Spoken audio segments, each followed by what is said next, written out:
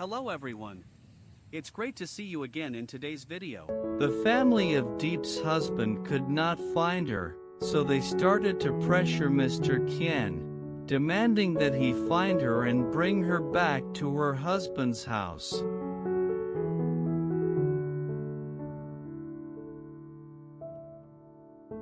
The debt that Mr. Kien had to repay to the family was 2 buffaloes, which he had sold Deep for when she was still married to their son.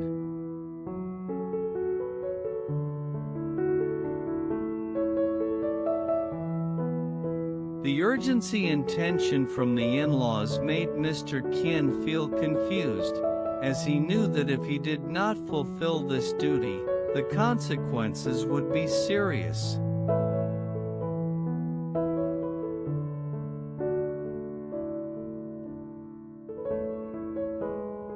Deep, though trying to escape, could not avoid the pressure from Mr. Kien.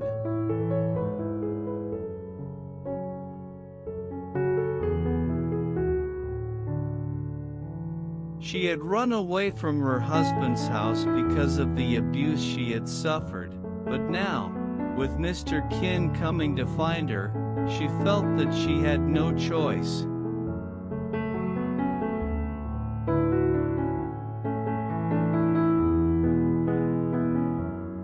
With every plea, Deep showed her resistance.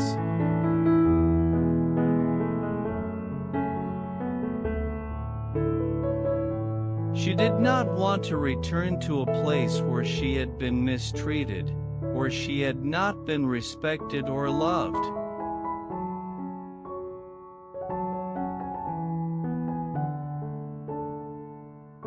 Her pleas could not change Mr. Kien's decision, as he too was under pressure from her husband's family and the debt he had to repay.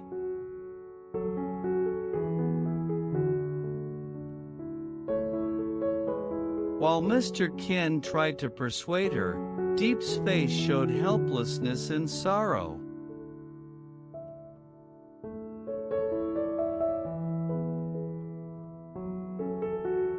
She could not understand why she had to return to a family that had treated her so badly.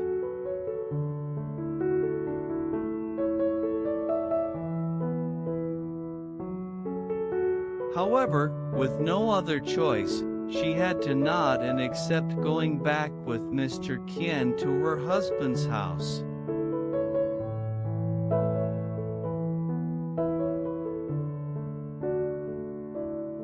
Although she didn't want to, Deep could not resist any longer, as Mr. Kien's sense of responsibility and her understanding of his duty pushed her to comply.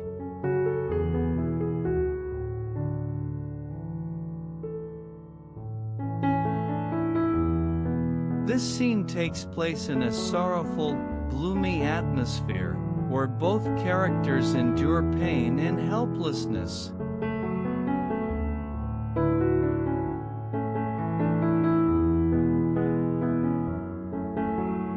The surroundings reflect their moods, as both Mr. Kien and Deep cannot escape their predetermined fate.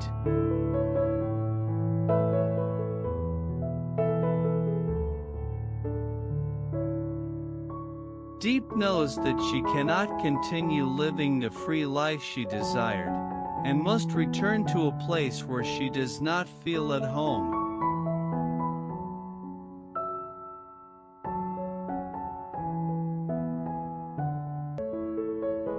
Despite this, Mr. Kien is not happy about taking Deep back, as he understands that this is a painful and difficult choice, but he has no other option.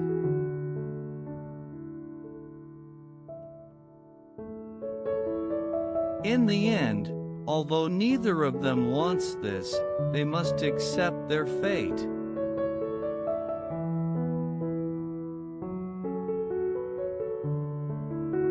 The pressure from her husband's family and the heavy responsibility make it impossible for them to act otherwise.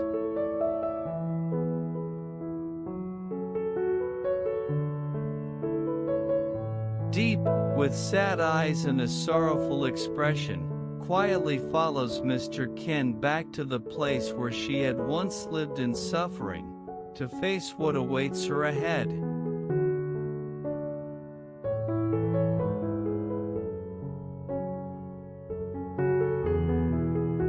After returning to her husband's house, Deep was forced to relive the difficult days she had experienced before.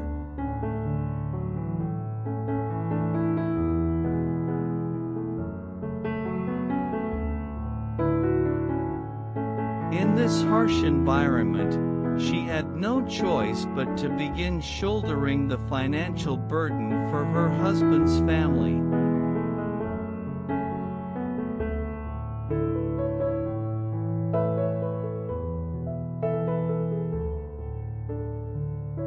With the debt still looming over her, Deep worked tirelessly to earn money, hoping to eventually buy her freedom and escape the life she had once fled.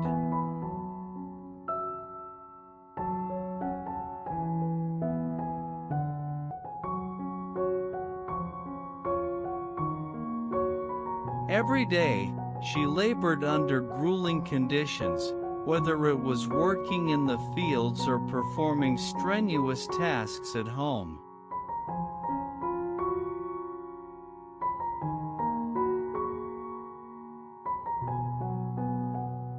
She had to cut bamboo, harvest cassava, and complete numerous chores that were expected of her, all while enduring the emotional and physical toll.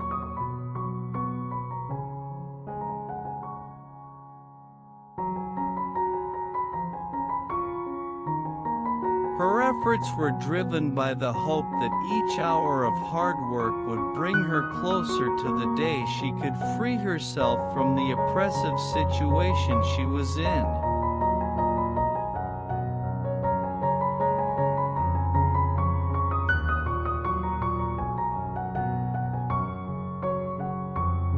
Deep's daily life consisted of gathering cassava from the fields, preparing it, and bundling it up to sell.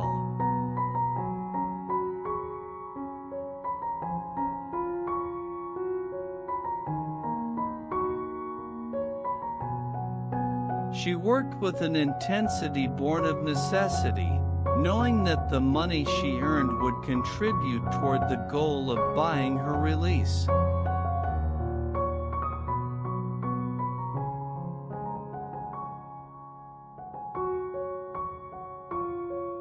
As she worked, she was often alone, reflecting on the difficulties she faced, but also finding strength in the thought that her hard work would eventually pay off.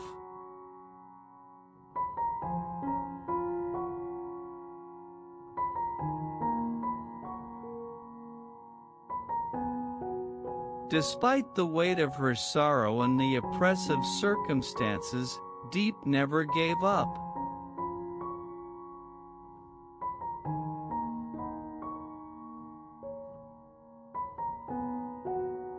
Each cassava root she dug up, each bundle she tied together, brought her a step closer to her goal.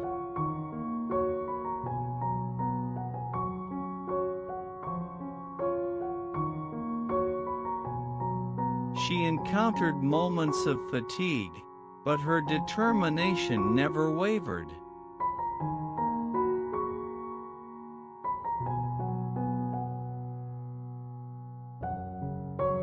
She endured the rough terrain, the harsh weather, and the constant physical labor with only one thought in mind: she had to escape.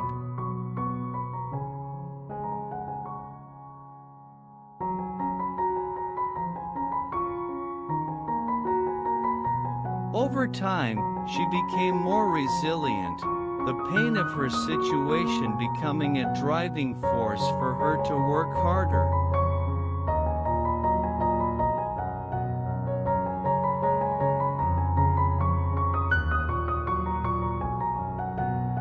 Though she felt trapped and isolated in this unforgiving environment, Deep never stopped hoping for a way out.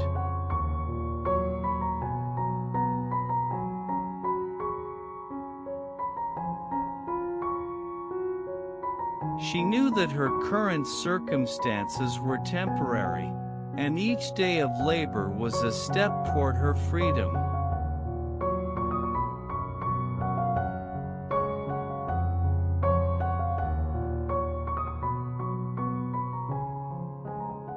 She silently vowed to continue fighting for her independence, no matter how long it took or how difficult the journey might be.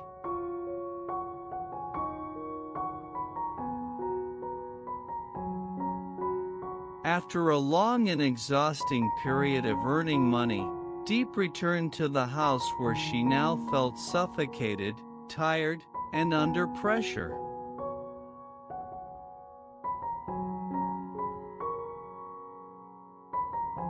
She had to work tirelessly from morning till night to earn every single penny, all to pay off the debts for her in-laws and to escape the suffocating atmosphere of this house.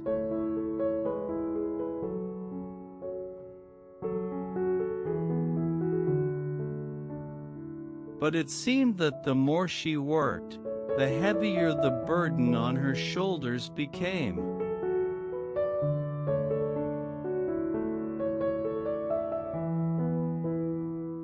Her mother-in-law always expressed hatred towards her, frequently criticizing and blaming her for not completing household tasks perfectly.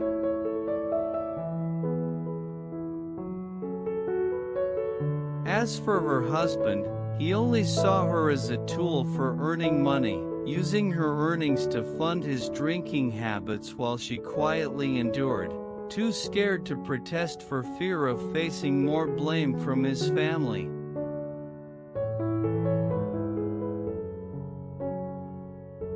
That evening, she sat down at the dinner table, but could barely force herself to eat anything.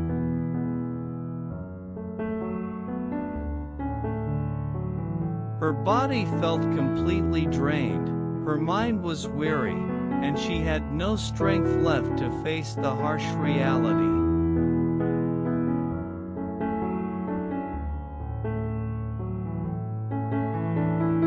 She looked at the food in front of her, but it had no taste anymore. It was just meaningless to her after a long, tiring day.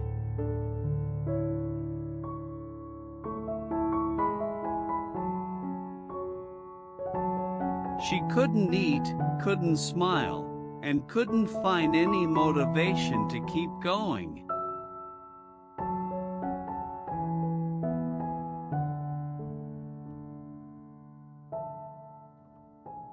Deep didn't want to sleep with her husband, as she truly had no love for him.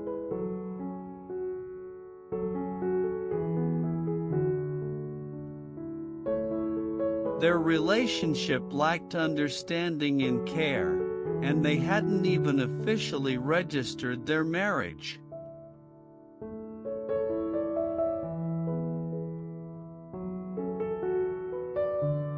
In her heart, he was not the partner she had hoped for.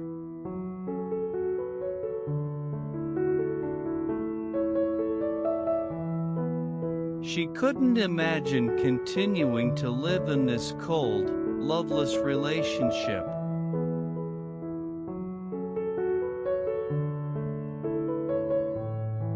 So, she quietly stood up from the table without saying a word and walked to the kitchen.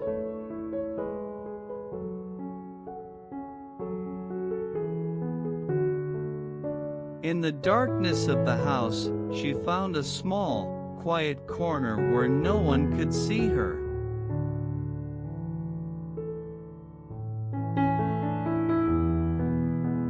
She lay down on the cold floor, trying to find a little space for herself to sleep.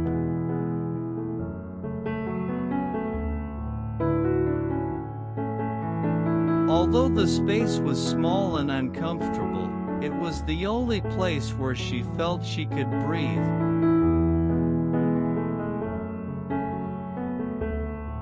The only place where she could temporarily forget the pain, pressure, and suffocation she endured every day.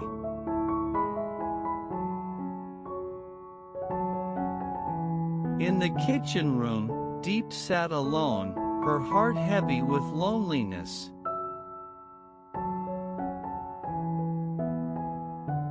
The dim light from the hanging lamp above was not enough to chase away the coldness of the space around her.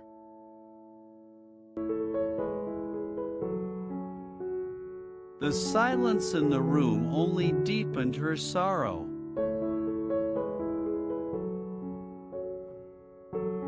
She remembered the happy days she had spent with James, the moments filled with warmth and love, when everything seemed beautiful and peaceful. Now, all those memories were just distant images, making her feel emptier than ever.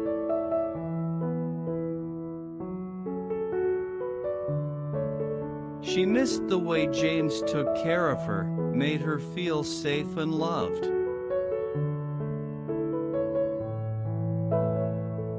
Those moments were now only in her memories, unable to be brought back.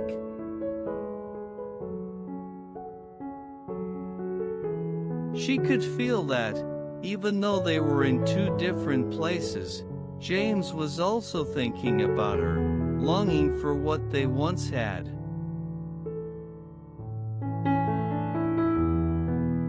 Deep knew that there was now a huge distance between them, not only in space but also in their feelings.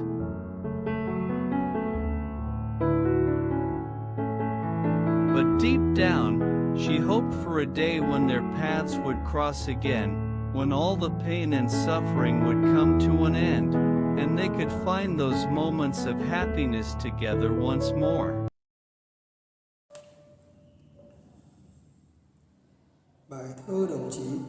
Quê hương anh nước mặn đồng chua, làng tôi nghèo đất cải nên sỏi đá.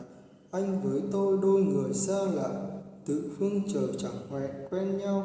Súng bên súng đầu sát bên đầu, đêm rét chung chăn thành đôi chi kỷ. Đồng chí, ruộng nương anh gửi bạn thân cải. Gian nhà không mặc kệ gió lung lay, giếng nước gốc đa nhớ người ra nính. Anh với tôi biết từng cơn ớn lạnh, sốt run người vầng trán ướt mồ hôi. Áo anh rách vai, quần tôi có vài mảnh vá, miệng cười buốt giá, chân không dày. Thương nhau tay nắm lấy bàn tay, đêm nay rừng hoang sương muối, đứng cạnh bên nhau chờ giặc tới, đầu súng trong treo. Bài thơ đồng chí được sáng tác vào đầu năm 1948, sau khi tác giả đã cùng đồng đội tham gia vào chiến đấu trong chiến dịch Việt Bắc Thu Đông năm 1947, đánh bại cuộc tổng tiến công quy mô lớn của giặc Pháp lên chiến khu Việt Bắc. Bài thơ là một trong những tác phẩm tiêu biểu nhất về người lính cách mạng và văn học kháng chiến chống Pháp từ năm 1946 đến năm 1954.